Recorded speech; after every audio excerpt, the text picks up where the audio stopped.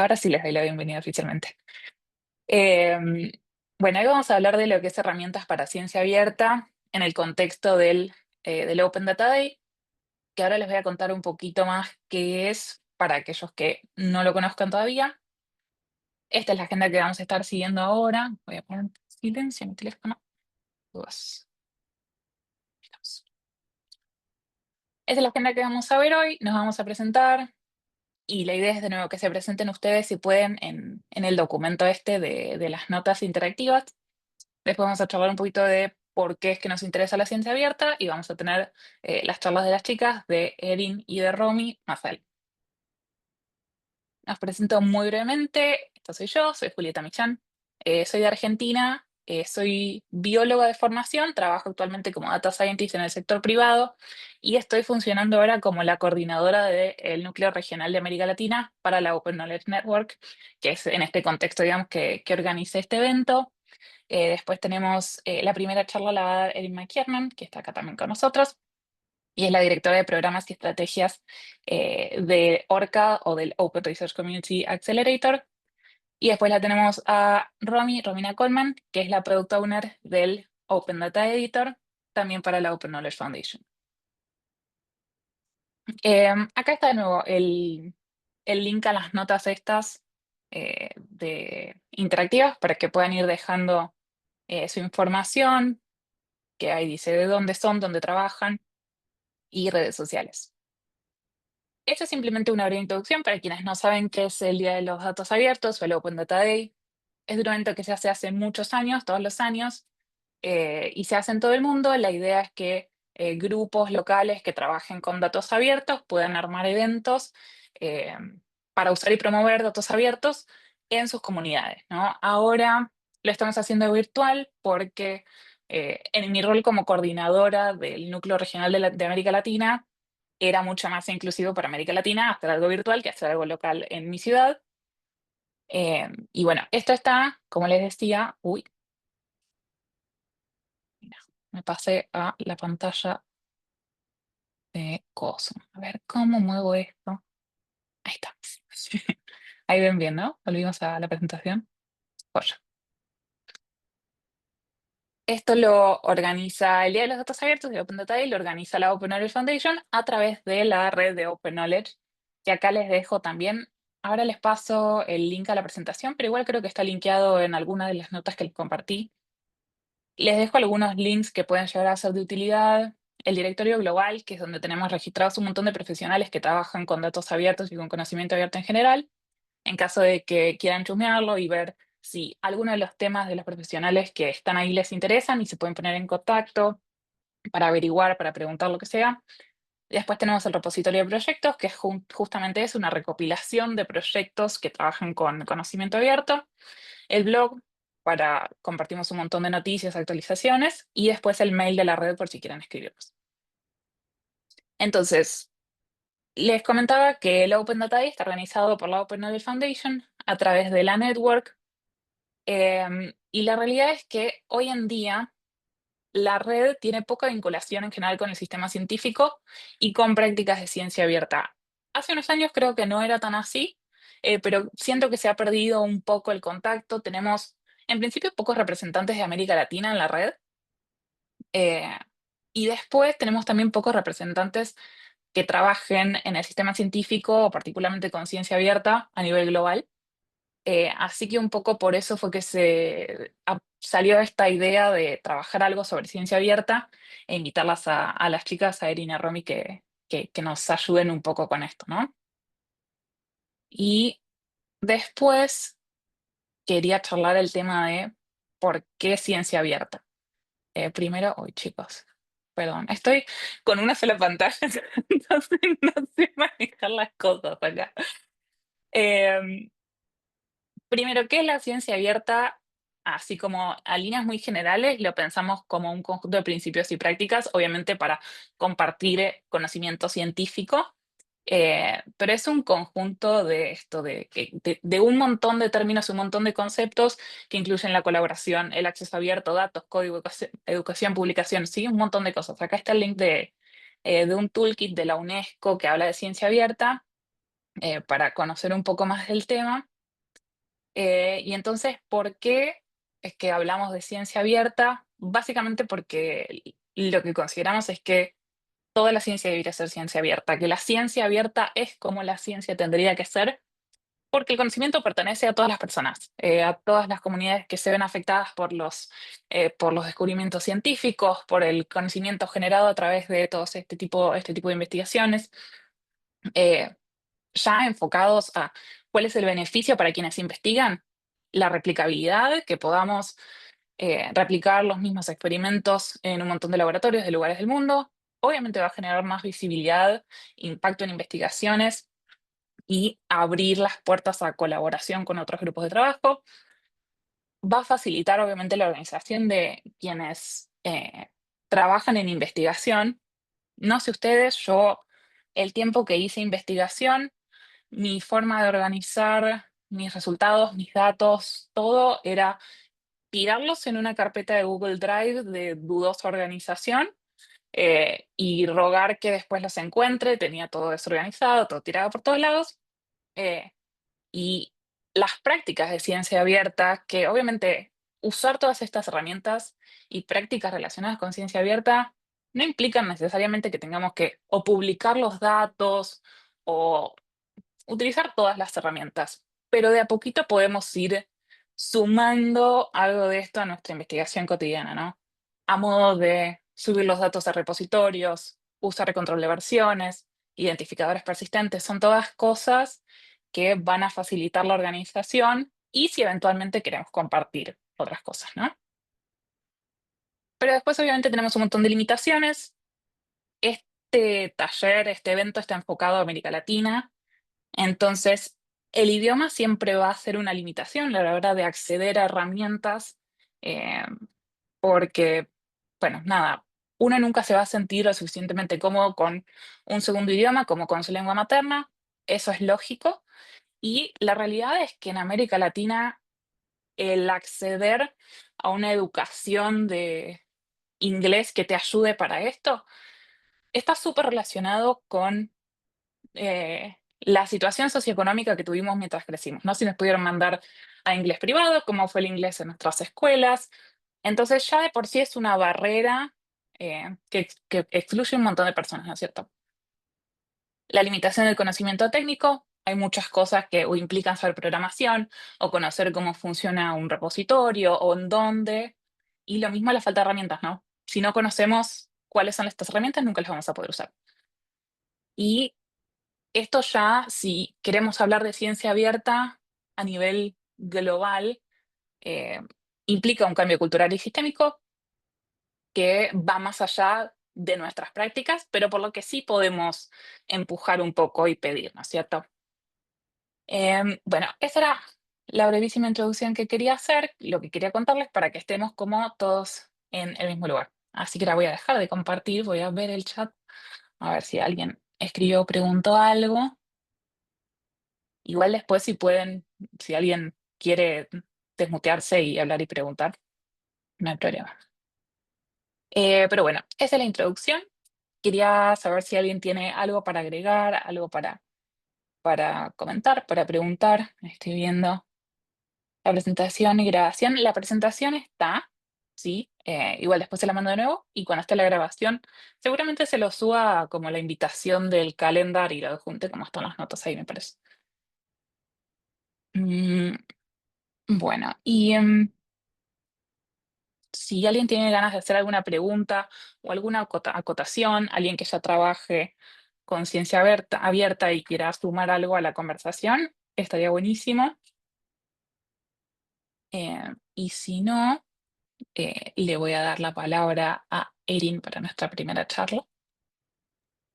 Gracias. ¿Me escuchan bien? Muy Sí, bien, muy perfecto. bien. Buenos días, tardes, noches y muchas gracias por la invitación. Voy a compartir pantalla y ojalá sale bien. Y casi. Ya está. Ok. Muy bien. Bueno, gracias. Eh, Sí, muchas gracias por la invitación. De verdad estoy emocionada porque hoy les voy a platicar de un nuevo proyecto que tenemos financiado por el Chan Zuckerberg Initiative. Quiero empezar el día de hoy platicándoles un poco sobre como mi historia personal, ¿no? Cómo llegué a este punto. Aparte de ser directora de programas de estrategias de Orca, también soy profesora en la Facultad de Ciencias, en el Departamento de Física en la UNAM, y llegué a la Facultad de Ciencias en 2015, ¿no? Acepté la plaza para trabajar con la licenciatura en Física Biomédica. En ese momento era una licenciatura muy nueva, o sea, apenas tenía un año, y la idea fue formar gente interdisciplinaria, ¿no? Entonces, en mi caso, por ejemplo, estaba dando clases de biología molecular, celular, fisiología, física de cuerpo humano. Me asignaron ya el curso principal de fisiología, pero inmediatamente me enfrenté con un problema, ¿no? Y ese es que en la facultad tenemos recursos y infraestructura limitada, ¿no? No existía en ese momento mucho equipo, ni materiales, ni espacio para realizar prácticas. Y cuando estamos dando clases, por ejemplo, como de fisiología, pura teoría no es suficiente. Sí necesitamos que los alumnos realizan sus prácticas, meten mano y tienen experiencias como de aprendizaje más práctico, ¿no? Pero sin equipo, sin material, sin espacio, ¿cómo puedo ofrecer a mis estudiantes esas oportunidades? Entonces, eso fue el problema que yo enfrenté de hecho, sí es un problema que estamos viendo, yo creo que en la educación biomédica en toda América Latina, ¿no? Entonces, nuestras instituciones, sobre todo las universidades públicas, y tenemos una alta matrícula que pone siempre a prueba nuestra capacidad, ¿no? No tenemos suficiente material, infraestructura adecuada, y eso hace muy difícil brindar a los estudiantes esas experiencias como de aprendizaje práctico, ¿no? Y, y este tiene consecuencias, porque no van a desarrollar ya esas habilidades de investigación que ya más adelante van a necesitar en el campo, ¿no? Tenemos ya recursos financieros muy limitados, entonces lo que nosotros empezamos a hacer fue preguntar cuáles son las estrategias de ciencia abierta y las herramientas tecnológicas que podemos utilizar para enfrentar a estos problemas. ¿Cómo puedo, en parte, solucionar aprovechando de los beneficios de ciencia abierta? Como bien mencionó Julieta, sí, ciencia abierta tiene muchos beneficios y tiene diversas prácticas, ¿no? Puse aquí solo algunos ejemplos. Los recursos abiertos, por ejemplo, de hardware y software libre, muchas veces son de bajo o de cero costo. Entonces, eso es muy importante si estamos trabajando en un ambiente de recursos limitados. Las licencias abiertas permiten el reuso, entonces no es que tenemos que comprar un libro de texto para cada alumno, sino si tenemos un libro de texto abierto en línea, todo se puede reutilizar la información. Y esos beneficios significan que más personas están beneficiando con menos inversión y además tenemos como varias formas de colaborar, compartir y mejorar esas herramientas, esos productos para el bien de todos, ¿no? Entonces, con esa mentalidad, empezamos con un proyecto en el 2017, aquí nivel de la UNAM, con un poco de financiamiento, y la idea primero era trabajar con el hardware libre, ¿no? En un momento llego a la parte de datos abiertos, pero la idea aquí es, primero necesitamos algún equipo con que los alumnos puedan realizar sus experimentos y recopilar datos nuevos, ¿no? Entonces, nosotros estamos trabajando con equipo que se ven aquí en pantalla de una empresa que se llama Backyard Brains. El Backyard Brains tiene su lema, su mensaje es neurociencia para todos, con la idea de que justamente la ciencia debe ser para todo el público, no solo los que tienen los recursos, ¿no? Para pagar licencias o universidad privada. Ellos instrumentan cajas de registro. En el lado izquierdo vemos el ejemplo de caja de registro de electrocardiograma. Y en el lado derecho, el ejemplo de electromiograma, ¿no? Son de bajo costo, cada caja cuesta ya armada y con todos los cables, todo lo que necesitamos para registrar, menos de 4,000 pesos, cada uno alrededor de 180, $190, lo cual es mucho más económico que un equipo de grado clínico.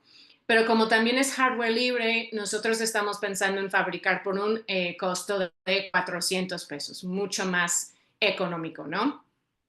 Como ven en las fotos, la caja cabe en la mano, ¿no? Es súper portátil para llevar a cualquier salón de clase y se conectan con casi cualquier teléfono inteligente. Entonces, lo bueno de eso es que no necesitamos un espacio dedicado, sino podemos llevar el equipo a cualquier salón de clase, cualquier laboratorio, incluso al campo. Funciona con una pila y ahí en unos segundos tenemos registro, ¿no?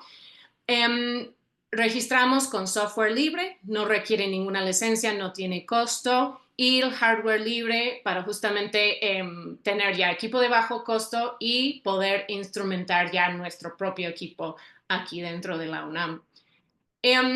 Aquí tengo algunos ejemplos. Esos son alumnos de la clase de fisiología humana de segundo año, y aquí están registrando sus electrocardiogramas, ¿no? Entonces, como parte del módulo de sistema cardiovascular, ellos tienen la oportunidad con estas cajas de registrar su cardiograma y así ver ya con sus propios ojos cómo es la actividad, analizar la actividad y tener una experiencia más rica que si solo estamos presentando la teoría de cómo es un registro, ¿no? Y vemos aquí abajo unos ejemplos de sus datos registrados antes y después de ejercicio. Y ellos calculan, por ejemplo, cambios en la frecuencia, ¿sí?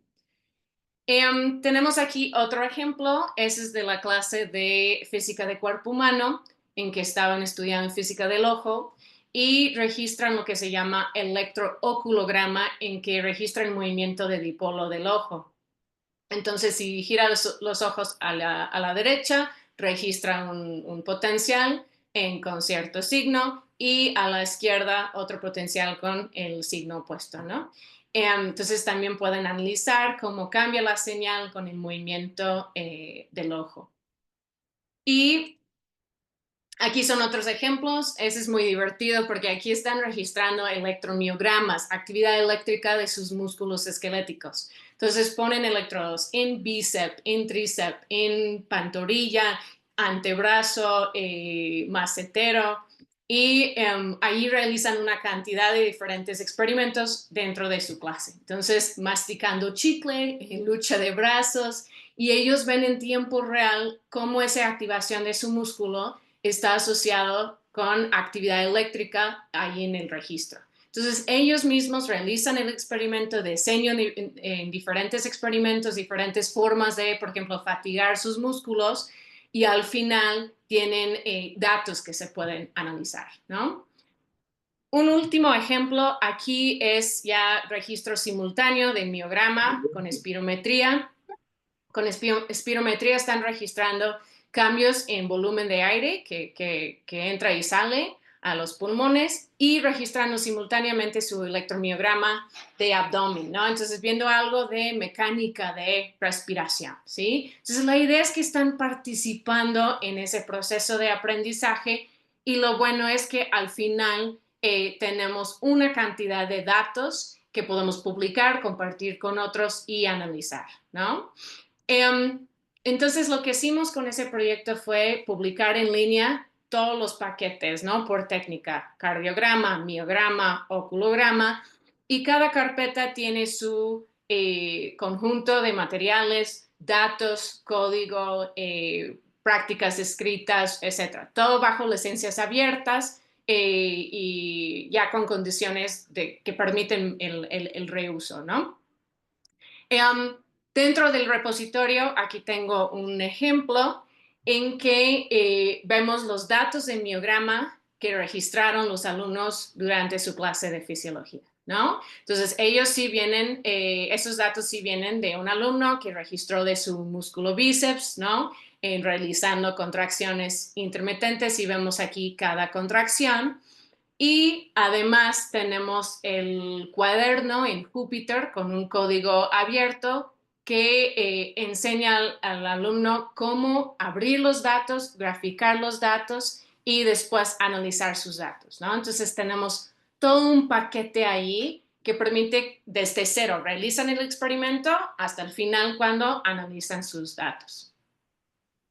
Um, Nosotros sabemos que no somos los primeros, ¿no?, en reconocer la idea de que datos abiertos, el proceso de generar y compartir datos puede ser importante para la educación. Aquí tengo algunos ejemplos en varios países, ¿no?, varias regiones, varias bases de datos que reutilizaron alumnos, no solo para su propia educación, pero también para impacto social, ¿no? Entonces yo creo que es importante reconocer que hay muchos otros proyectos trabajando bajo ese concepto de importancia de datos abiertos en la educación, pero algo que pensamos que es especial de este proyecto es justo lo que mencioné, que tenemos un paquete, ¿no? No solo datos, pero también código de análisis y las prácticas escritas. Entonces tenemos ya recursos educativos abiertos, datos abiertos y software libre, todo en un paquete. Y la gente puede entrar en cualquier punto de este ciclo, ¿no? Si quieren ya realizar la práctica, entonces tenemos aquí toda la metodología, el protocolo de la práctica. Si quieren nada más analizar los datos, tenemos los datos ahí en línea. Eso sobre todo si, por ejemplo, alguien no tiene chance de comprar el equipo, pero quieren realizar práctica con sus alumnos, ahí pueden realizar una práctica de análisis de datos. Y también tenemos el código. Y como publicamos el código en forma de cuaderno en Jupyter, también se convierte en un tipo de recurso educativo abierto, ¿no? Entonces tenemos todos esos recursos para tener ya un panorama más completa desde el inicio hasta el final de los experimentos, ¿no?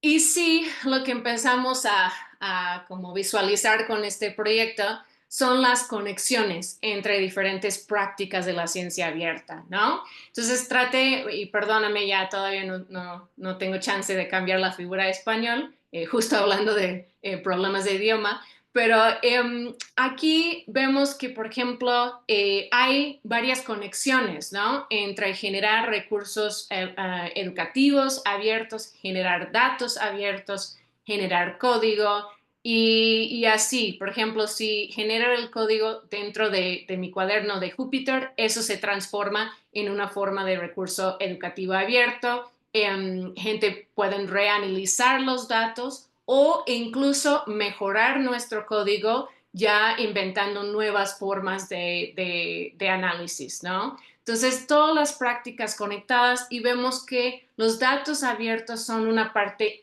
integral de todo ese ecosistema, ¿no?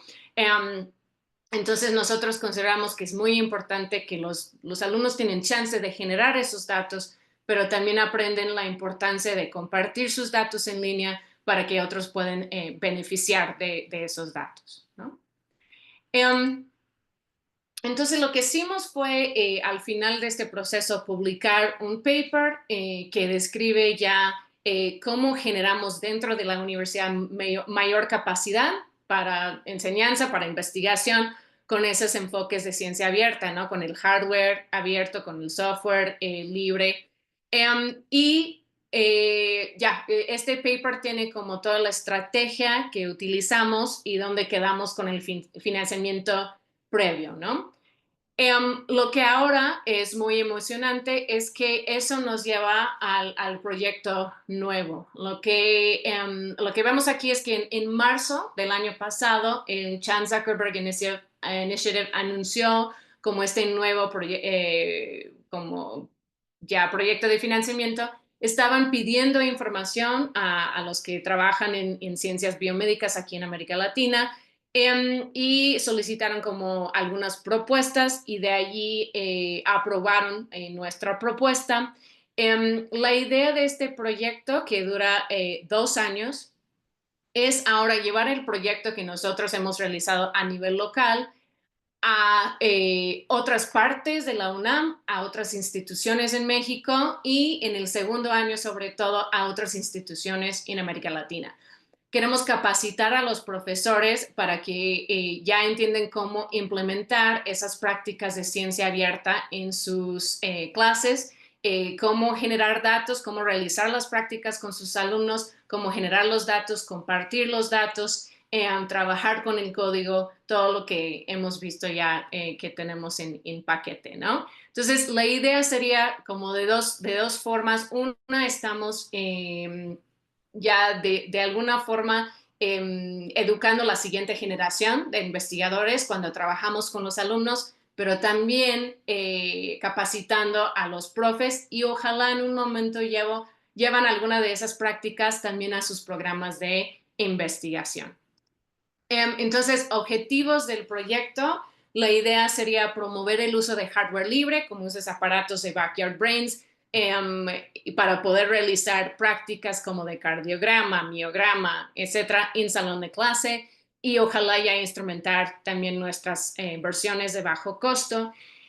Reducir todas esas barreras que tenemos en el sentido de que vamos a crear planes de clase y proporcionar a ellos todos los materiales que necesitan para poder llevar las actividades en su clase y recopilar y compartir datos electrofisiológicos. Otra vez la idea aquí es que si no pueden comprar los dispositivos para registrar, también reducimos las barreras y ponemos los datos en línea y tienen acceso a datos reales que se puede analizar con sus alumnos, ¿no? Otros ya objetivos, desarrollar y compartir el software libre, ese código en Python en forma de Jupyter. También ayuda que participan en el proceso de analizar datos, lo cual es algo que en las clases de ciencias biomédicas no siempre tenemos oportunidad de hacer con los alumnos, ¿no?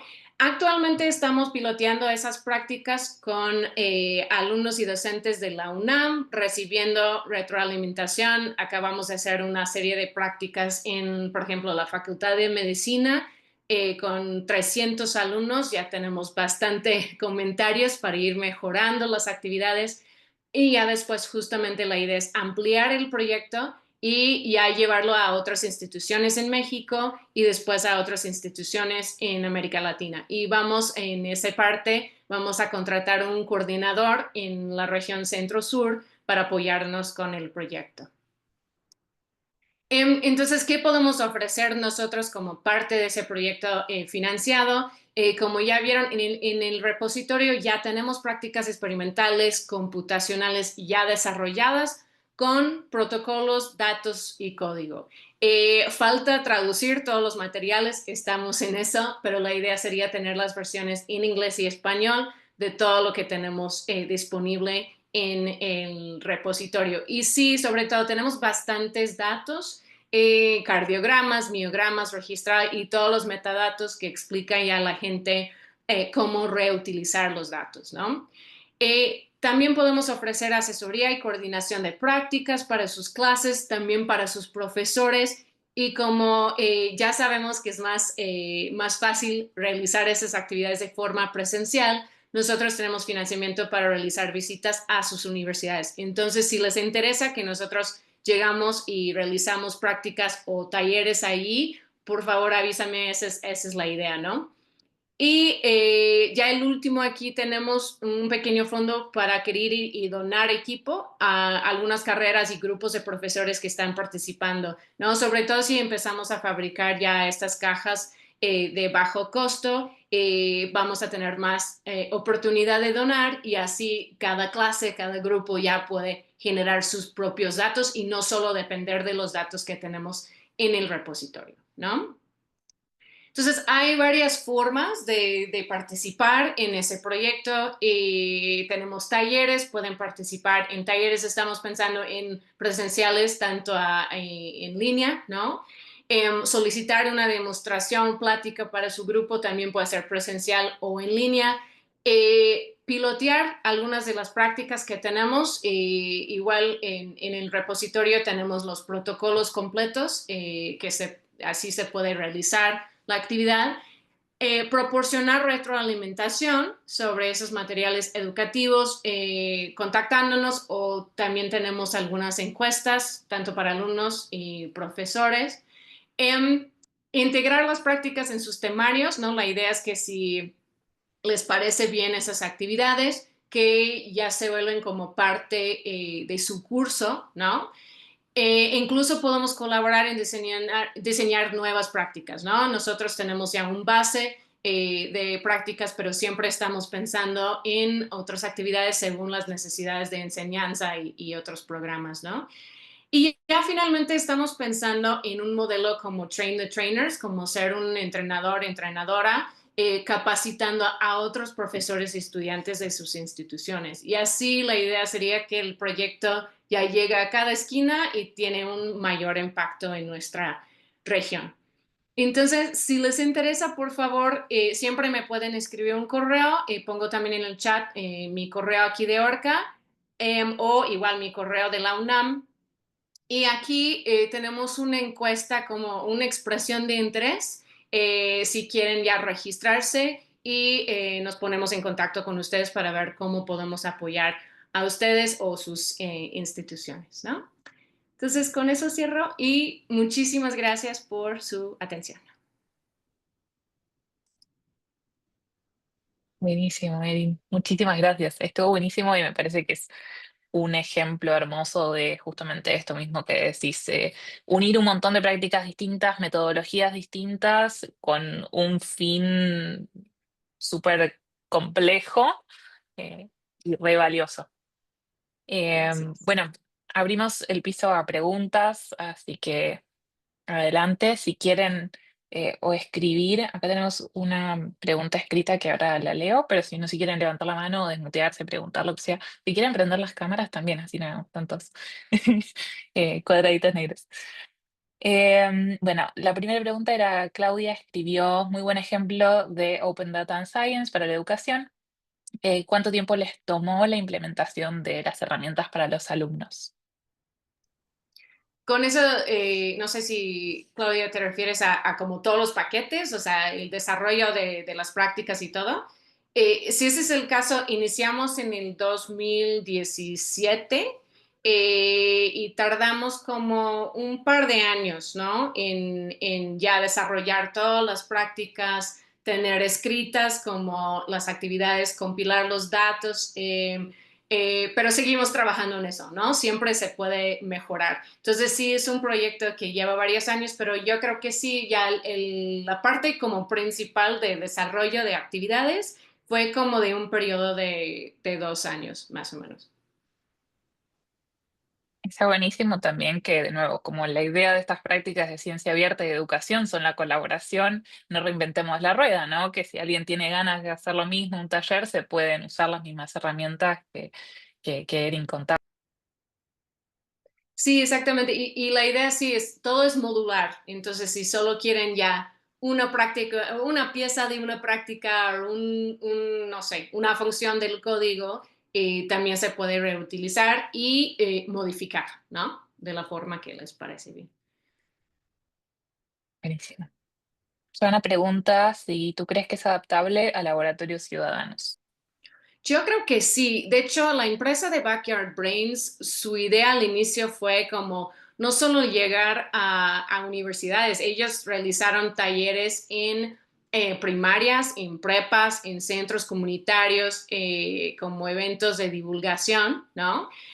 Obviamente se tiene que ajustar el nivel de información dependiendo de su audiencia, pero sí, la idea es que podamos llevar esas cajas y cualquier ciudadano ya puede en segundos, minutos realizar su propio registro y emocionarse de la ciencia, ¿no? Porque pocas veces la gente tiene chance de registrar de su propio músculo, y ver y escuchar sus músculos sí es algo emocionante. Entonces sí se puede, nada más hay que ajustar un poco el nivel de información que les damos ya como parte del taller, ¿no?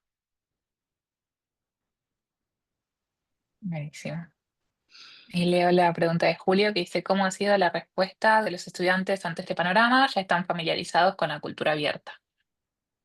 Sí, hasta la fecha muy buena respuesta. De hecho, la encuesta que hicimos con los alumnos de medicina, que tiene ya casi 300 respuestas, algo como 80-90% de ellos dijeron sí, gustaron la actividad y sí piensa que puede apoyarles a entender mejor los conceptos que están viendo dentro de su curso de fisiología.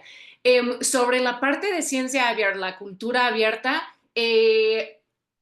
no tanto, ¿ah? O sea, cuando presento la idea de software libre, algunos han escuchado de Linux o de esos conceptos de software libre, casi ninguna había escuchado de hardware libre.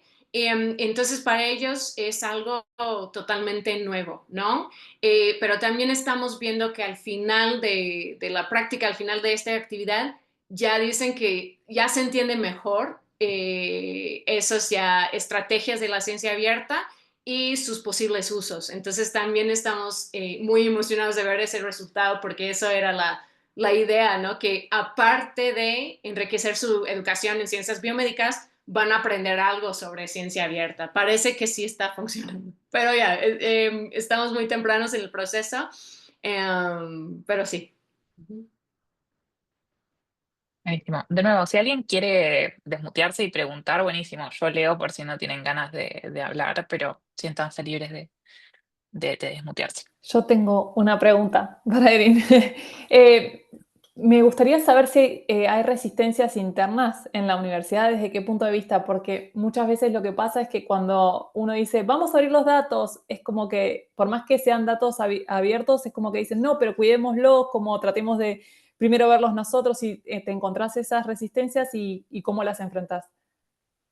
Sí, es una buena pregunta. Yo creo que si hablamos de compartir sus datos de investigación, sí vemos mucha resistencia, ¿no? Los investigadores dicen, no, no, no voy a compartir mis datos. Pero una idea con ese proyecto es, hay mucho menos resistencia cuando hablamos de compartir datos que vienen de actividades de clase o de prácticas con alumnos, ¿no? Porque dicen, ok, sí, no hay problema. Parece que no hay tanto como esta sensación de que, no, son mis datos. Entonces, lo que pensamos es que si podemos presentar la idea de compartir datos desde ese ambiente que lo ven como más factible y menos como una amenaza para su investigación, entonces podemos entrar por allí y ya después si ven los beneficios, a lo largo del tiempo, ojalá vemos ya un cambio, ¿no? En esa mentalidad y en esa cultura, porque ven el beneficio y dicen, ah, pues tal vez posiblemente para mi investigación también hay beneficios, ¿no? Entonces, no sé, eso es algo que queremos preguntar a los profes que están participando en el proyecto, si realmente cambió su mentalidad después de participar, pero esa es la esperanza, ¿no? Que podamos cambiar un poco esta resistencia que la gente tiene sobre compartir sus datos. Buenísimo. Después, ahora tenemos más preguntas en el chat. Osvaldo pregunta, ¿cuál sería la ruta para aprender y enseñar modelos de ciencia abierta? Es decir, ¿cómo empezar en ciencia abierta? Y ahí ya tenemos un montón. Uf, yo creo que sí, tal vez ustedes pueden ya contestar mejor esta pregunta, porque sí, algo que es importante es otra vez, platicando un poco de la resistencia, si yo voy con mi departamento, voy con los alumnos y digo, ah, les voy a enseñar sobre la ciencia abierta, me dicen, pero ¿por qué? ¿No? Y por bueno o malo, esa es la actitud, ¿no? Pero si digo, les voy a enseñar como parte de mejorar sus programas de enseñanza, ¿no? O parte de mejorar su capacidad para ofrecer ya diferentes experiencias de aprendizaje.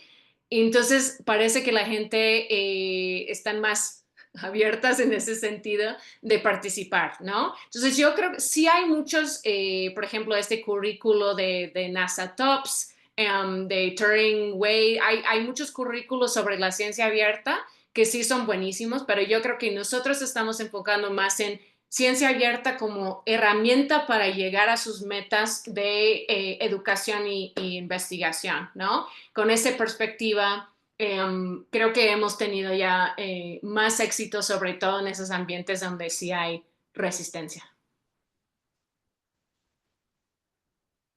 Buenísimo. Sí, también un poco esto agrego, lo que les comentaba al principio, las herramientas, o sea, las prácticas de la ciencia abierta que implican un montón de cosas son variadísimas, son enormes. Entonces, tal vez para empezar, lo que está bueno es buscar lo que más necesites en tu cotidianidad, lo que te sea de más utilidad en el día a día.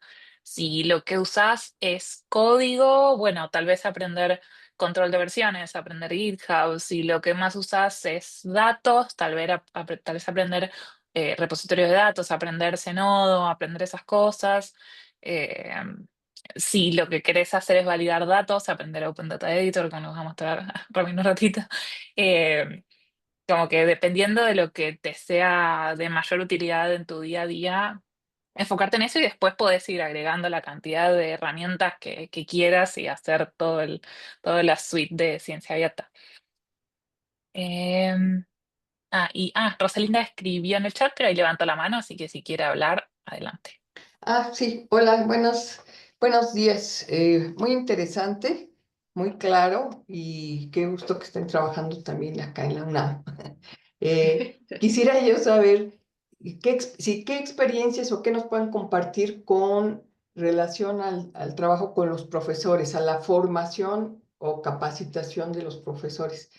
Ujú. Porque ese es el tema que a nosotros nos ocupa acá en la Coordinación de Universidad Abierta y Educación Digital de la UNAM. Entonces, Sí, sí, nos interesa, a lo mejor podemos compartir experiencias o trabajos incluso, ¿no? excelente, no, sí, me encantaría. Ya Sí, sí. en ese proceso estamos ya en etapa muy temprano, ¿no? Antes fui ya trabajando con mis grupos de vez en cuando con un profe que le llamó la atención una actividad que estábamos realizando. Ahora apenas estamos empezando con programa más formal de capacitación de los profes. Entonces, algo que hicimos en medicina, por ejemplo, fue primero les doy un taller que les explico un poco de una hora nada más, explicándoles un poco de qué es el hardware libre, qué es el software libre y qué pueden ser los beneficios para sus grupos, ¿no? Y, por ejemplo, un beneficio muy claro es que allá en medicina tienen equipos de grado clínico para sus registros, pero solo tienen uno, ¿no? Para todos sus miles de alumnos. Alumnos. Entonces, sí, entonces una estrategia fue, mira, si trabajan con eso, aunque no son de grado clínico, ya pueden tener a varios alumnos trabajando simultáneamente y más oportunidad de realizar diferentes experimentos, ¿no? Eso yo creo que sí les llamó la atención y después 5 o 6 de ellos levantaron la mano y dijeron, sí, ven con mis grupos, por favor, vamos a realizar una actividad. Entonces yo llego, realizo la práctica con sus grupos y eso es para que ellos ven el impacto inmediato en sus alumnos, ¿no? Ven sus caras felices, ven cómo se emocionan de registrar sus músculos, su corazón y parece que sí, esa es una estrategia muy eficaz para que los profes dicen, ok, ya veo el beneficio, ya quiero aprender más, ¿no? Ujú. Y, por ejemplo, en otras carreras, no sé, en pedagogía, en psicología o en otras áreas como puede ser ingeniería, porque nosotros trabajamos con los profesores del sistema de universidad abierta y Uh -huh. educación digital. Entonces, todo no es presencial, sino más bien es a través de plataformas y pues sería muy interesante que se pudiera incorporar algo, pero habría que trabajar primero con los profesores. Y por cierto, medicina sí tiene algo recientemente de materias optativas a distancia, ¿sí? Uh -huh. En línea, ¿sí? Pero el grueso de la población que está en el sistema de universidad abierta, estamos hablando de 20 licenciaturas, en fin, pues son de todas las carreras, incluye enfermería, por ejemplo, pero más son de sociales y de ciencias, no precisamente medicina.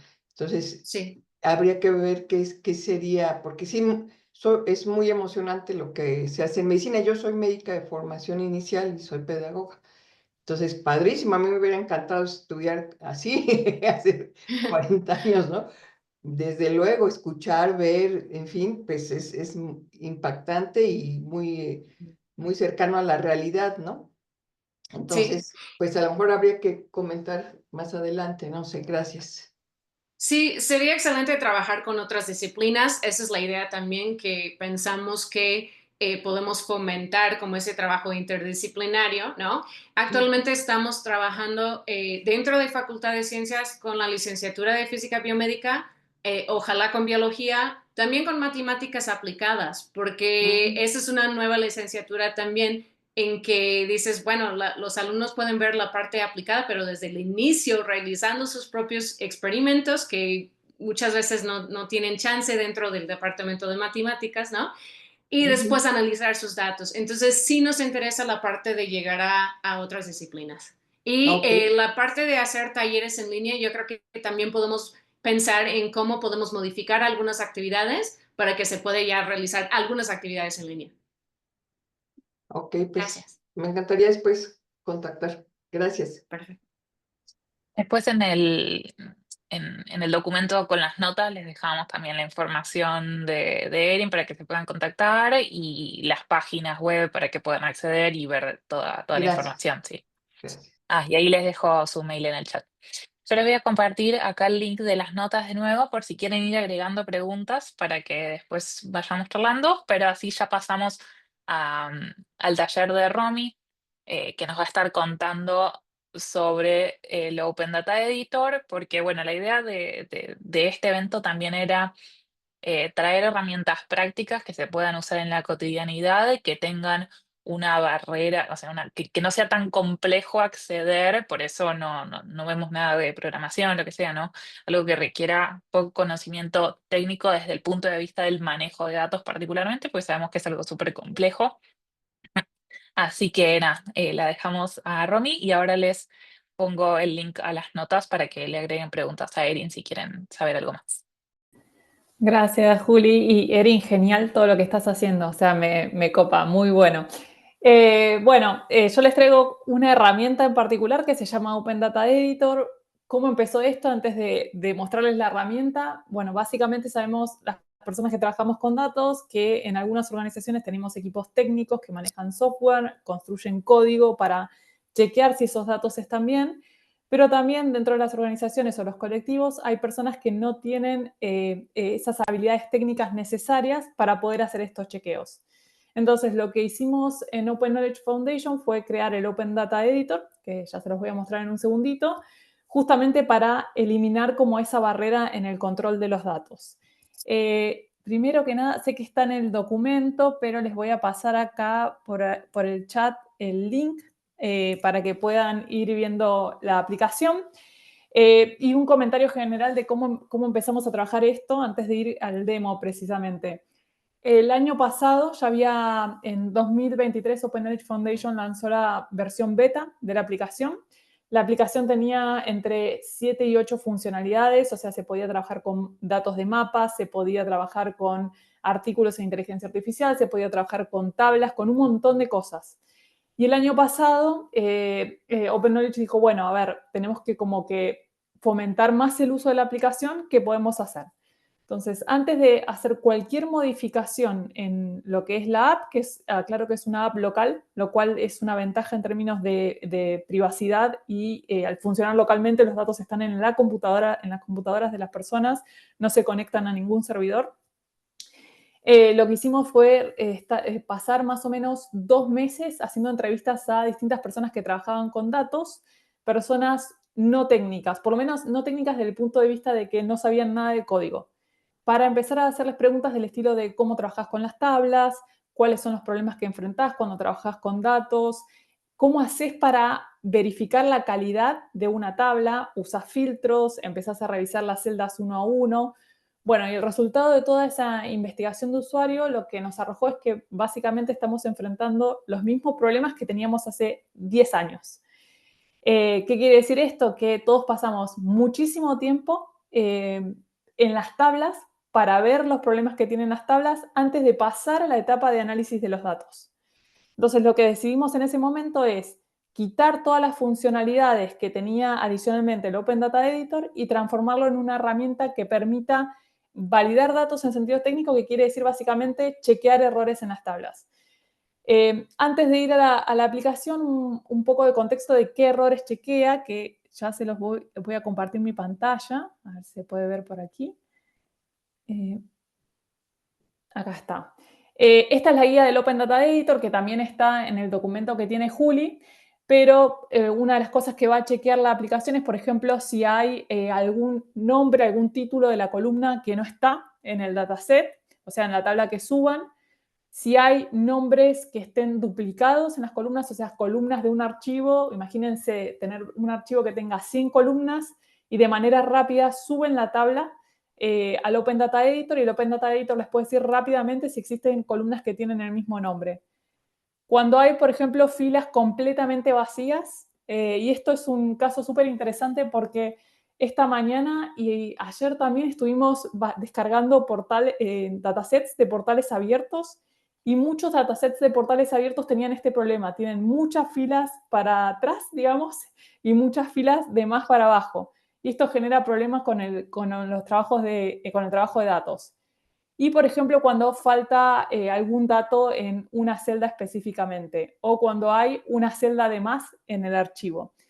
¿Por qué les cuento esto de los errores? Porque muchas veces queremos que una aplicación chequee todos los errores que nosotros tenemos en nuestra cabeza, pero lo que hay detrás del Open Data Editor es un framework que se llama Frictionless que detecta una cierta cantidad de errores. Entonces, para poder ver qué errores detecta la aplicación, les recomiendo venir a esta guía de usuario para entender un poco mejor esto. Ahora me voy a ir a la aplicación para no hablar tanto y mostrárselas en vivo. Estuvimos trabajando también en lo que llamamos los workflows, que ¿qué quiere decir esto? O sea, que la aplicación no asusta al usuario, sino que de manera simple, al entrar, puedan ver cómo utilizarla, sin demasiado como ir a la guía y leerla. ¿Por qué esto? Porque, nuevamente, durante todo el proceso de construir la herramienta, seguimos entrevistando a las personas y nosotros habíamos hecho una guía de usuario con bastante información respecto a la app, pero lo que pasa con el Open Data Editor es un poco lo que pasa con muchas de las herramientas, que es que las personas en general no van a leer las guías del usuario primero para ver cómo funciona algo, sino que simplemente quieren empezar a hacer clic para poder, digamos, ponerla en funcionamiento y no pasar demasiado tiempo en lo que es la documentación nuevamente para los usuarios. Entonces, sin más, ¿qué podemos hacer acá? Los datos se pueden subir desde este botón o desde este. Voy a hacer clic aquí. ¿Y qué les va a pedir la aplicación? La aplicación trabaja con datos tabulares. ¿Qué quiere decir esto? Tablas. Si ustedes, por ejemplo, suben un PDF, el Open Data Editor lo va a procesar, pero no se los va a mostrar. ¿Por qué? Porque trabaja con datos estructurados, es decir, nuevamente tablas. Entonces, pueden subir archivos de Excel o archivos CSV. Pueden subir carpetas que adentro de esas carpetas contengan archivos CSV o Excel o incluso imágenes que, insisto, no se van a mostrar porque no es la funcionalidad de la herramienta, pero va a procesar toda la información que esté dentro de las carpetas. Y esta es una tercera opción de datos que acepta, que son acá, este espacio es, por ejemplo, mucha gente en las entrevistas de usuarios nos comentó que trabajan con Google Sheets. Entonces, si ustedes tienen un Google Sheets que es público, porque eso es muy importante destacar, no Google Sheets que están cerrados a ciertos usuarios que son los que comparten esa información, sino algo que ustedes, por ejemplo, por ciencia abierta, pusieron a disposición de sus audiencias, colocan el link aquí y la aplicación va a mostrarle los datos. Sin más, porque estoy demorando mucho el demo, vamos a subir un ejemplo de dataset. Yo acá tengo, por ejemplo, uno que bajé. Este es de salarios de funcionarios públicos de la Administración Pública de Argentina. Entonces, vamos a ver qué sucede. Vieron que ahí decía chequeando errores, o sea, y muy rápido procesa la tabla. ¿Qué es esta pantalla? Y eso es algo importante que me olvidé de comentar. Supongamos que, nuevamente, yo tengo mi archivo en el escritorio de mi computadora. Entonces, el Open Data Editor no va a tomar ese archivo y lo va a pisar, en el sentido de va a tomarlo tal cual, sino que en el momento del procesamiento crea una copia de ese archivo para no tocar los datos originales y va a la carpeta del Open Data Editor. Esto es lo que les está explicando acá. Ahora les voy a mostrar en breve cómo se busca ese archivo en caso que quieran utilizarlo. Entonces, ¿qué hizo? Si vemos aquí, dice salarios primer semestre. Esto es nuevamente una tabla con salarios de funcionarios públicos. Lo que puedo ver es recorrer la tabla y veo que el botón de errores está desactivado. ¿Qué quiere decir esto? Que en términos de las reglas que chequea el Open Data Editor, este archivo no tiene errores. Algo importante destacar es que tenemos esta parte de metadata y acá vienen unos comentarios en cuanto a desafíos que tenemos. Nuevamente, nuestro foco de audiencias son audiencias no técnicas, audiencias que saben estructurar una tabla, pero que no saben por ahí analizar con Python o que no tienen conocimientos de programación. Cuando estuvimos entrevistando a las personas para preguntarles, bueno, ¿qué crees que hace este botón? Esta instancia, este botón es uno de los más complejos porque en muchos de los webinars que tuvimos, las personas nos decían, bueno, yo no sé lo que es la metadata, entonces para mí que este botón esté en la aplicación es no toques eso que algo vas a romper. Entonces, ¿por qué les cuento esto? Porque hay un desafío muy importante en pensar cómo vamos a comunicar la importancia de esos datos que están asociados a nuestra tabla para que las personas puedan tomar provecho, o sea, aprovechar más esta parte del Open Data Editor. Esta sección de metadata se pueden agregar licencias a los datos, en el caso que haya contribuciones, por ejemplo, o sea que en el caso de Erin, por ejemplo, que estén participando, que hayan construido un dataset entre dos facultades de la UNAM, bueno, se pueden poner los colaboradores acá, las fuentes de la información, etcétera, etcétera. Volviendo específicamente a los datos, aquí, desde estos 3 botones se puede renombrar el dataset, o sea, cambiarle el nombre, buscar la ubicación, es decir, no voy a hacer clic acá para no salirme de la pantalla, pero esta es la opción en donde el usuario hace clic y ve la tabla donde está ubicada y puede copiar ese archivo y llevárselo a otro lugar. O borrar el archivo específicamente. Ahora, ¿qué pasa cuando subo un archivo que está sucio? Voy a mostrarles este caso que es el que me compartió Juli. Fíjense, nuevamente, no lo voy a subir porque tiene creo que 10 megas, va a tardar un poquito en procesarse, pero la primera indicación que me devuelve el Open Data Editor es este punto rojo. Este punto rojo indica, ojo, que hay un problema con ese archivo. ¿Y cómo me doy cuenta que hay un problema con ese archivo? Fíjense, el reporte de errores de manera como automática me dice, encontré 2 problemas en tu información. Entonces, si el usuario quiere saber qué problemas tiene esta tabla, una opción es navegarla, y ahora les voy a contar el desafío sobre el cual estamos trabajando. Ya vemos que esto está rojo, con lo cual este podría ser uno de los problemas. Pero si se fijan acá abajo, si se ve en la pantalla, este archivo tiene 37.577 filas. Entonces, si el usuario quisiera encontrar el otro error, empieza a cliquear y a cliquear y a cliquear hasta ubicarlo, lo cual es un tiempo de costo enorme. ¿Qué estamos haciendo actualmente? Estamos migrando esta versión del Open Data Editor a una versión que va a tener incorporar el feedback que nos dieron los usuarios. Por ejemplo, removimos en la nueva versión la paginación para que las personas puedan scrollear, o sea, bajar con el mouse directamente y ver rápidamente los errores sin tener que pasar cada una de las páginas.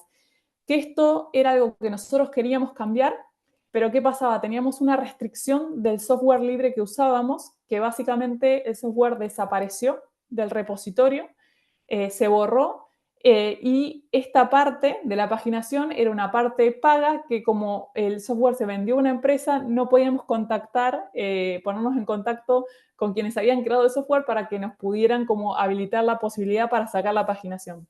Entonces, ¿por qué les cuento esto? Porque muchas veces los problemas o los desafíos que tienen las herramientas son detectados por los equipos internos que trabajan con las herramientas, pero tenemos restricciones también en cuanto a el código que estamos usando, que en este caso era libre, pero nuevamente lo que pasó fue que se borró el repositorio.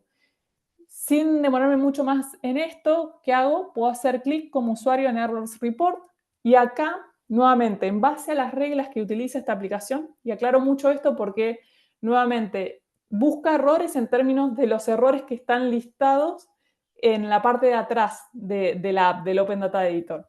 El primer error que me dice es que tenés una label duplicada. ¿Qué quiere decir esto? Hay una columna dentro de tu dataset que tiene el mismo nombre 2 veces. Si se fijan, acá dice time s y acá dice time s.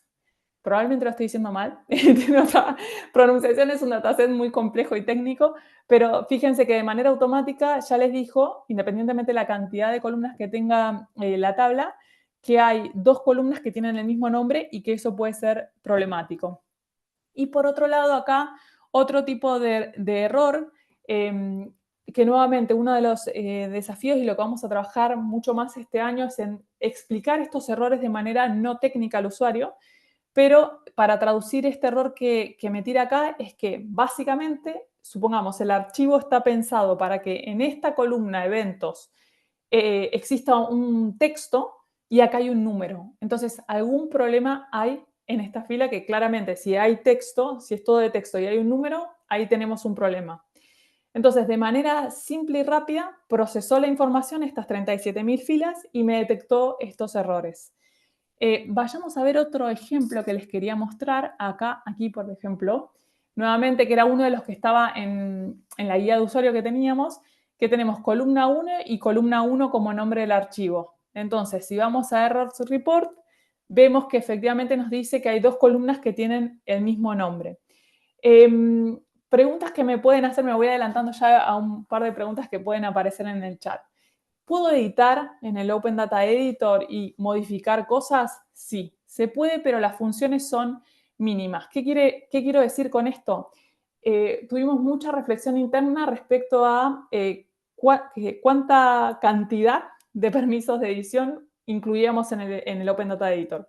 ¿Por qué? Porque no queremos competir con Excel, no queremos competir con Google Sheets, porque tampoco tenemos la capacidad, somos una organización muy chiquita, un equipo muy chiquito, y sabemos que las personas, si encuentran muchos errores en sus archivos, probablemente lo que quieran sea trabajarlo en otros softwares. Y decir, bueno, lo voy a trabajar en Excel o le voy a avisar a mi programador o a mi data science que el archivo ya, el Open Data Editor me dijo que es bastante problemático. Entonces, si uno va agregando permisos de edición, como por ejemplo tiene OpenRefine, que muchos aquí lo pueden conocer, la herramienta se va complejizando detrás. Y también el producto en términos de lo que quisimos crear se va bifurcando en otras cosas y empieza a perder un poco de foco. Entonces, el concepto que tenemos detrás de esto es, uno puede subir tablas, ver qué errores, o sea, en grandes rasgos tienen sus tablas, para después trabajarlo, por ejemplo, en otros lugares. Eso respecto de la edición. Y por otro lado, algo que les quería contar también, estamos trabajando este año para poder mejorar el feature de publicación, poder hacer, por ejemplo, que si un archivo está limpio como este y la persona quiere publicarlo usando el Open Data Editor en su repositorio de GitHub, lo pueda hacer. Entonces, este año vamos a tener mucho foco en esto. También vamos a intentar tener una integración con SICAM para aquellos que trabajen con portales de datos abiertos y con Zenodo.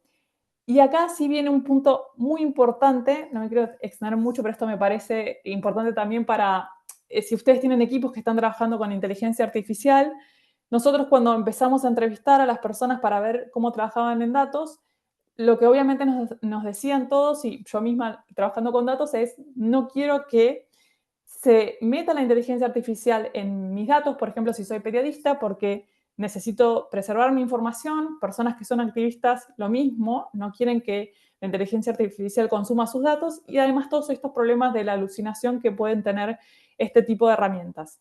Entonces, para integrar este componente de inteligencia artificial, yo les conté que la herramienta funciona offline. Lo que hicimos el año pasado fue trabajar con una académica de una universidad de Ámsterdam para generar reflexiones en el equipo respecto de cómo hacer una integración responsable en la herramienta. ¿Qué era para nosotros, en términos de esas conversaciones que tuvimos, una integración responsable? Bueno, ver de qué manera al usuario podíamos comunicarle qué iba a pasar con sus datos en el momento de activar este feature. Entonces, por ejemplo, voy a hacer clic acá.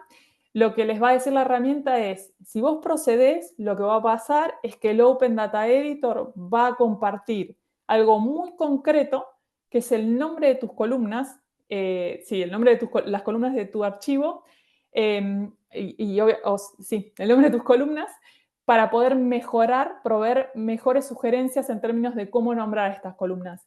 ¿Querés proceder? Entonces acá ya tenemos un primer warning de esto es lo que va a pasar con tu data. Voy a poner cancel ahora y les voy a explicar por qué. Esta integración, o sea, está directamente asociada a la OpenAI Key que pueda tener la persona. O sea, la persona después de hacer clic en esa pantalla, supongamos que da a aceptar, tiene que poner su key. Esa key tiene que ser una key paga, con lo cual ya hay una limitación que es personas que tengan OpenAI pago son las que pueden como acceder a este feature. Pero supongamos que la persona coloca su OpenAI Key, ¿qué va a suceder después? Lo que se va a compartir únicamente, nuevamente, es nada de la información de la tabla internamente, sino únicamente los nombres. Y se van a proveer sugerencias sobre esos nombres. Y lo que hicimos para poder tener un poco de control sobre el componente de inteligencia artificial es definir el prompt directamente que aparece en la ventana, este prompt específico diciendo, por favor, mejorame los títulos de las columnas de mi tabla, como para tener cierto control sobre el proceso de integración con la herramienta de inteligencia artificial. ¿Por qué les cuento esto? Porque también otro tema que empezamos a detectar en estas sesiones de testeo de la herramienta con usuarios era que aquellas personas que tienen un menor conocimiento crítico, por así denominarlo, de la inteligencia artificial, lo primero que nos preguntaban es ¿por qué no puedo hacer clic ahí y que me analice los datos y que me diga porcentajes, que me describa la tabla? Y en estas sesiones de investigación de usuario también embebimos a personas con un conocimiento un poco más alto de la inteligencia artificial, más crítico, y lo primero que nos decían es, yo en ese botón no hago clic. Por justamente esta mayor concepción respecto a los peligros en el sentido de las alucinaciones y los errores. Ya me estoy separando de la parte de privacidad, que es súper importante, pero de entregarle todos los datos a la inteligencia artificial y que me haga análisis en los datos. Entonces, este es un poco el camino que estamos haciendo con la herramienta. Voy a dejar de compartir para volver a la pantalla. Lo que les decía, estamos migrando la arquitectura, integrando el feedback. La idea es que funcione de manera mucho más rápida, que procese los archivos más rápido. Todos los archivos funcionan de manera local. Y la idea, si ustedes me dicen en cómo nos imaginamos el Open Data Editor, como una especie de intermediario entre los equipos técnicos y los no técnicos para poder hacer los procesos de validación un poco más eficientes y nuevamente como que ayudar a las personas a trabajar con código sin que se den cuenta que están trabajando con código. Eso sería como el resumen. Bueno, muchas gracias a todos y a todas.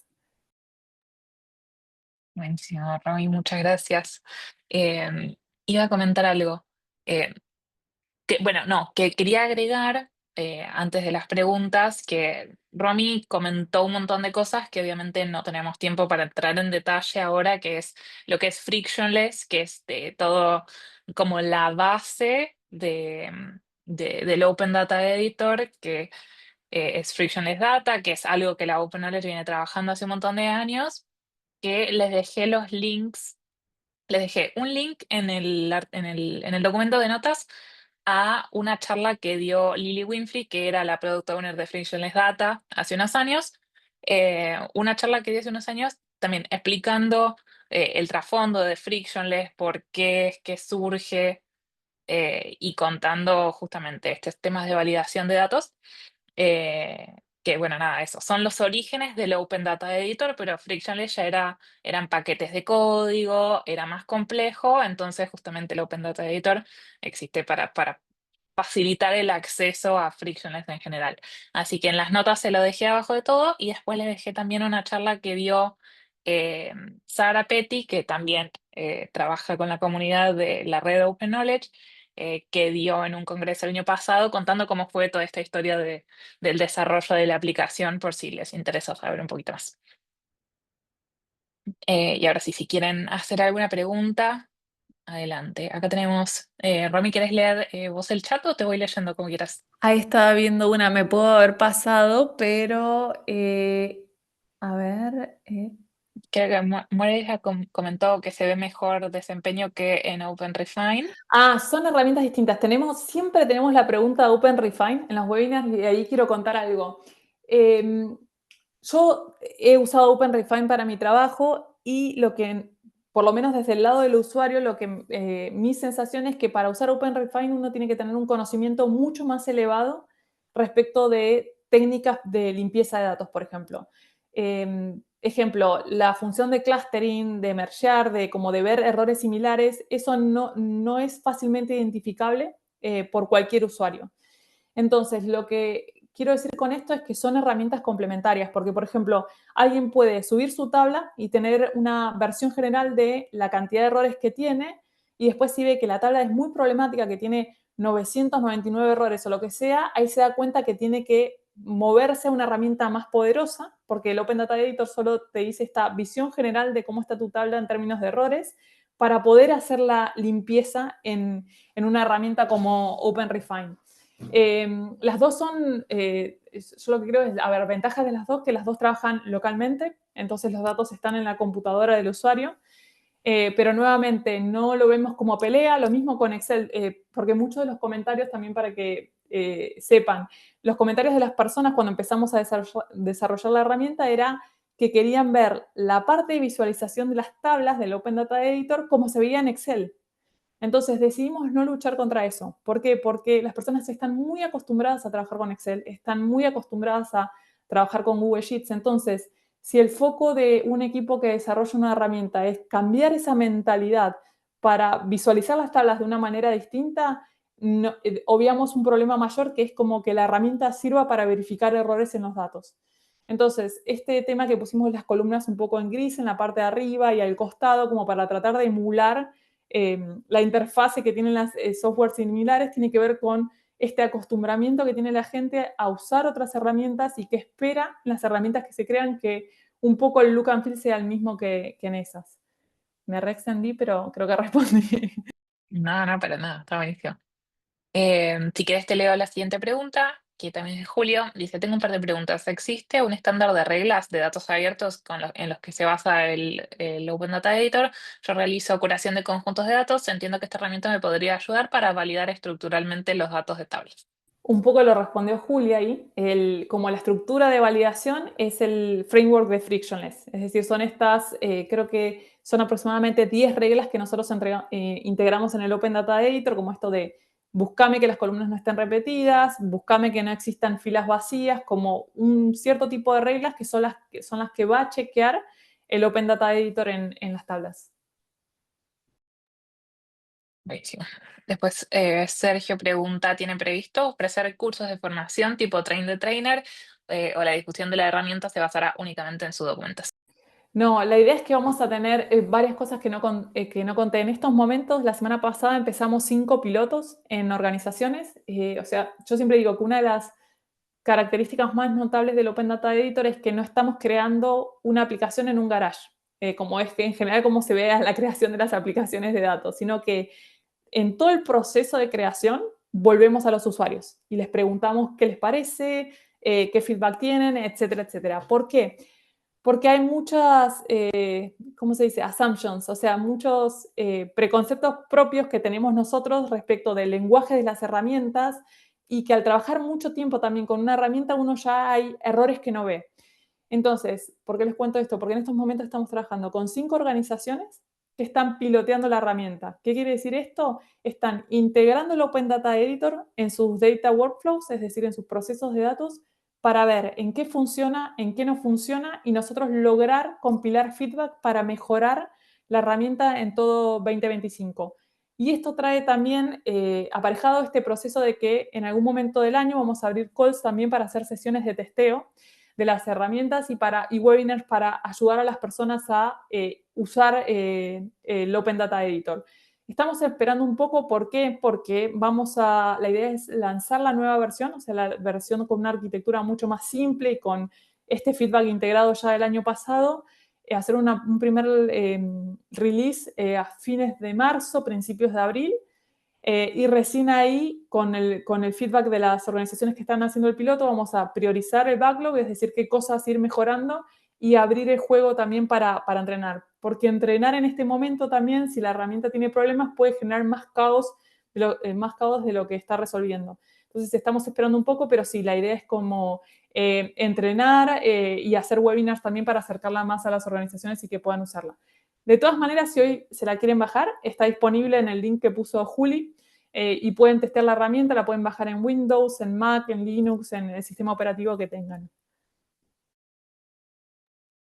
Aquí tenemos una pregunta sobre el nombre. ¿Por qué le pusieron el nombre de Open Data Editor, que es Súper excelente buena para detectar pregunta. errores y no se puede Sí. editar? Era, a ver, tiene que ver con la historia de la aplicación. Cuando empezamos a trabajar el año pasado, la herramienta ya se llamaba Open Data Editor. Entonces, una de las conversaciones que tuvimos es, ¿cambiamos el nombre? ¿No cambiamos el nombre? Porque en realidad parece que uno puede trabajar únicamente con Open Data, pero puede subir sus propios datos a la herramienta. Y en el momento nos focalizamos tanto en la visión del producto y también fue un tema de que a través de los procesos de las entrevistas con usuarios o los eventos que fuimos teniendo, la gente se fue familiarizando con el nombre. Entonces, cambiar el nombre podía causar un problema en el uso de la herramienta. O sea, un problema no, o sea, que otra vez dar a conocer la herramienta. Entonces, por ahora le quedó Open Data Editor, pero sí es uno de los desafíos que en algún momento vamos a tener que ver si cambiamos el nombre o no. Pero nuevamente, cuando ya tiene tradición e historia construida, se torna un poco más complejo y en una primera instancia dijimos, centrémonos en mejorarla y después vemos el tema del nombre. Pero súper buena pregunta. Creo que no tenemos más preguntas en el chat, pero si alguien quiere desmutearse y preguntar, también buenísimo.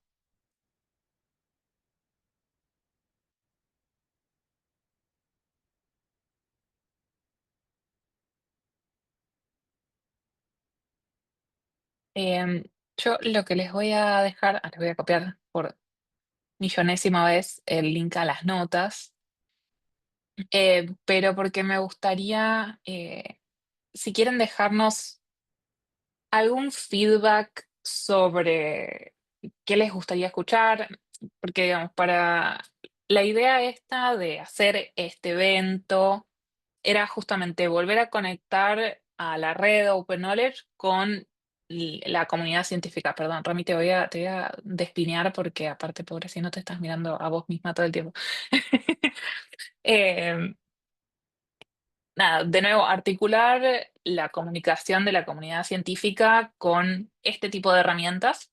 Eh, las herramientas que hay disponibles son un montón y también, nada, hay muchas cosas distintas para ver relacionadas con ciencia abierta. Arrancamos con esto porque es la herramienta también que estábamos desarrollando, estábamos, yo no desarrollé nada, Rami desarrolló y un montón de otra gente. Por parte del equipo. Pero eh, como para mostrar herramientas que puedan llegar a ser útiles en las prácticas de ciencia abierta en general. Eh, Tuvimos un montón de gente inscripta en el evento, más de 130 personas, ahora tenemos 40 y pico conectadas, así que evidentemente el interés está, la necesidad está, y lo que nos gustaría saber es recibir un poco de feedback, qué tipo de charlas o eventos les gustaría ver, si les gustaría ver algo técnico, algo teórico, alguna herramienta en particular, como para entender cuáles son las necesidades de la comunidad, porque sabemos que muchas de estas cosas están disponibles, pero en general están disponibles en inglés, tal vez es difícil acceder si uno no tiene así o una demo o una explicación de cómo se usan las herramientas, porque muchas son realmente muy complejas. Entonces, bueno, nada, saber un poco qué les interesa, si les interesaría participar en otro, si no les interesa no pasa nada, pero si les interesaría participar en otro evento de este estilo, ¿qué les gustaría ver? Para ver si organizamos algo más adelante o no. Y después si hay preguntas generales, también si quieren charlar, agregar, acotar algo, estaría buenísimo.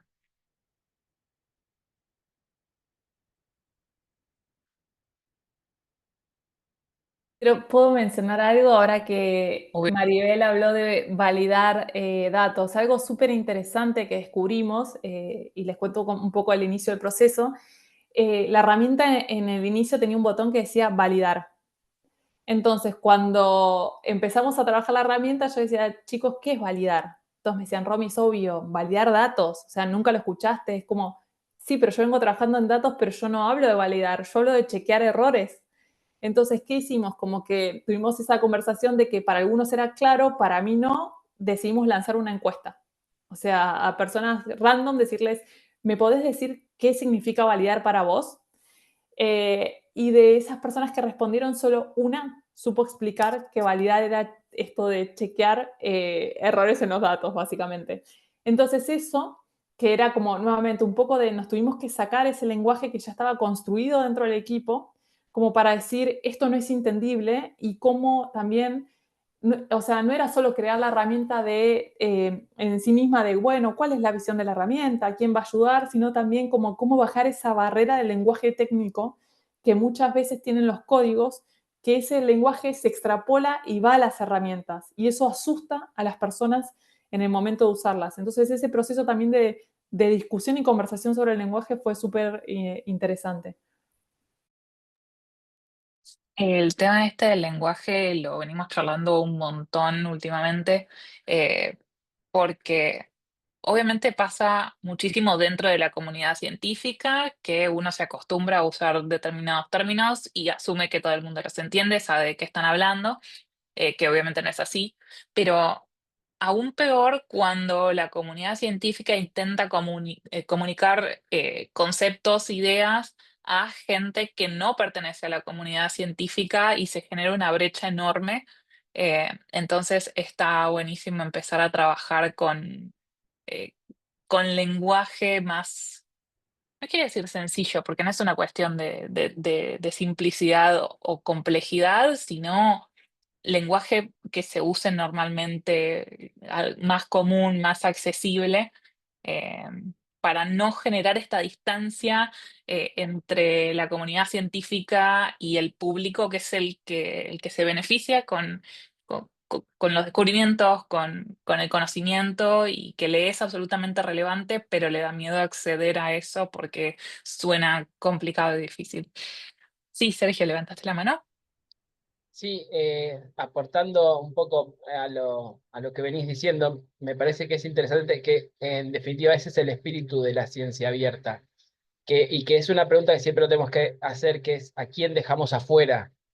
Porque si no parece que es solo una serie de herramientas que uno adopta, el hecho de hacer ciencia abierta, y en realidad es no, hacer el esfuerzo por incluir a la gente, a la mayoría. O sea, es imposible universalizar, pero incluir a la mayor cantidad de gente que se pueda en los resultados, en los productos de nuestra investigación y de nuestra producción académica. Por eso, esa pregunta de a quién dejo afuera siempre está buena también hacerla, tanto en cuestiones de accesibilidad, de cuestiones de etnia, de lenguaje, las diferentes barreras que pueden haber, siempre tiene que ser la pregunta respecto a la ciencia abierta, y no solo una serie de herramientas que uno adopta para ponerse la cucarda, digamos. Absolutamente. También por eso hay mucho movimiento en este momento con el hecho de, bueno, ¿cuáles son cuál es el resultado de una investigación científica, ¿no? Estamos acostumbrados a que el resultado, el outcome, como quieran decirle, es el paper que se publica. Pero hay un montón de otras cosas que son súper importantes. Obviamente el código si lo usás, los datos si los usás, pero cualquier cosa que sea de divulgación, un artículo de blog, una charla de divulgación que no sea necesariamente para la comunidad científica, también son resultados de las investigaciones y son igual de importantes, igual de relevantes porque comunican eso a la comunidad. Me preguntó algo Sofi, que la conozco. Hola, Sofi.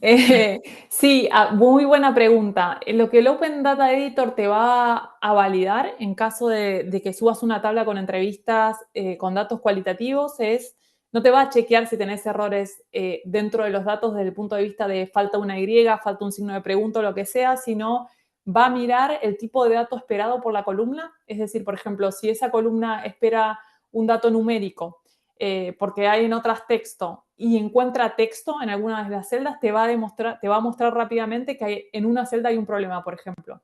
Entonces va a chequear la tabla en términos de cuál es el dato esperado en cada una de las columnas, y también te va a buscar esto que mencionábamos al principio de, bueno, si hay dos columnas que tienen el mismo nombre, si tenés filas vacías para abajo o para el costado, o sea, validaciones como básica, pero no va a entrar en el interior de tus datos como para decirte por ejemplo, si hay problemas de redacción. Bueno, estamos ya sobre la hora, así que si quieren saber algo más, también pueden dejar preguntas en las notas y vamos a ir viendo si podemos responder. Pero bueno, nada, quiero agradecerles por participar.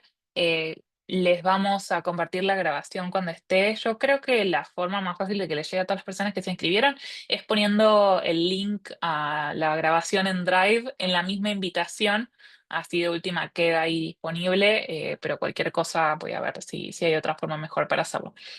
Pero de nuevo, agradecerles a todas las personas que están acá escuchándonos, a Erin y a Romy por las charlas hermosas que dieron. Y bueno, si les interesa, de nuevo, déjenos feedback y nos vemos en alguna otra charla que les interese ver más adelante. Y gracias a vos, Juli, Muchas por gracias. organizar todo. Un gusto tenerles. Un beso Nos grande. Adiós. vemos. Chau, chau. Muchas gracias.